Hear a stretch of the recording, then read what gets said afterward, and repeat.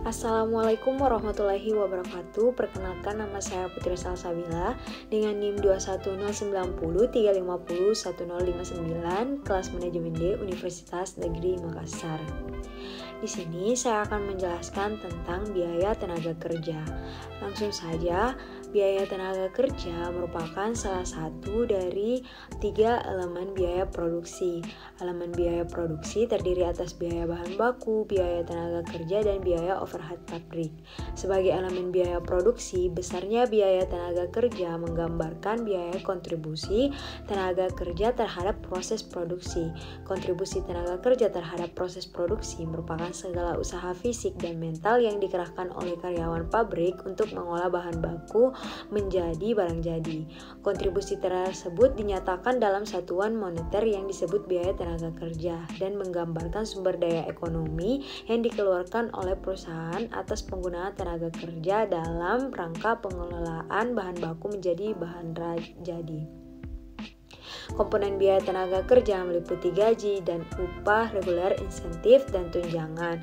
Gaji dan upah reguler merupakan kompensasi reguler yang diberikan oleh perusahaan kepada karyawan usaha fisik secara mental yang dikerahkan oleh karyawan tersebut. Sedangkan insentif merupakan kompensasi tambahan yang diberikan oleh perusahaan kepada karyawan atas kinerja karyawan di atas standar yang ditentukan berdasarkan waktu kerja atau hasil kerja. Dan tunjangan merupakan kompensasi tambahan yang diberikan oleh perusahaan kepada karyawan selain gaji dan upah reguler serta insentif seperti tunjangan asuransi, tunjangan pensiun, liburan, dan premi atau bonus. Selanjutnya itu produktivitas tenaga kerja yang menggambarkan hubungan antara output yang dihasilkan oleh tenaga kerja dan input yang digunakan. Output dapat meliputi barang atau jasa yang dihasilkan, sedangkan input yang dikeluarkan merupakan sumber daya ekonomis yang juga dapat meliputi barang atau jasa yang dikorbankan. Karyawan berkepentingan terhadap produktivitas tenaga kerja karena akan memengaruhi besar kecilnya penghasilan yang mereka terima, baik secara langsung maupun tidak langsung.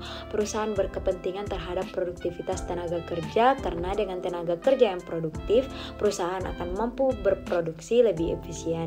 Dan dalam dilakukannya produktivitas dapat dilakukan langkah-langkah berikut, yaitu perencanaan produktivitas, kemudian pengukuran produktivitas, kemudian dampak ekonomis produktivitas, kemudian yang terakhir adalah manajemen sumber daya manusia.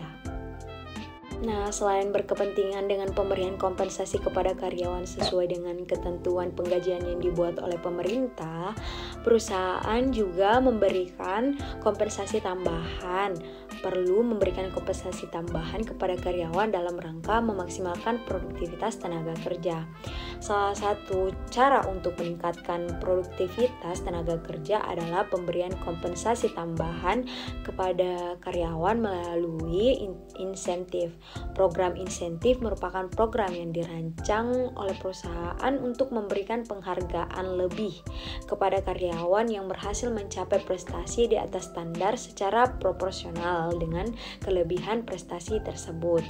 Nah, tujuannya yaitu merangsang karyawan untuk memproduksi lebih banyak produk, kemudian memberikan kompensasi yang lebih besar kepada karyawan sesuai dengan prestasinya, kemudian mengurangi biaya produksi per unit. Kemudian apa saja sih jenis program intensif? Yaitu target program insentif yaitu adalah karyawan pabrik, di mana karyawan pabrik dapat bekerja secara individual atau bekerja secara kelompok. Perusahaan dapat merancang program insentif untuk meningkatkan produktivitas kerja individu atau produktivitas kerja kelompok.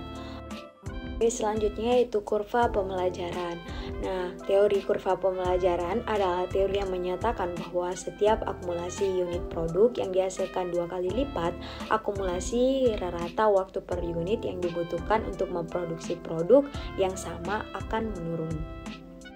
Selanjutnya yaitu organisasi untuk pengendalian biaya tenaga kerja, di mana penentuan tenaga kerja melibatkan beberapa faktor. Yang pertama, sejarah pekerjaan setiap karyawan, yaitu tanggal diterima, tarif gaji dan upah, posisi awal, pendidikan dan pelatihan tambahan, serta serta promosi. Kemudian yang kedua yaitu peraturan ketenagakerjaan dan perpajakan yang dibuat oleh pemerintah.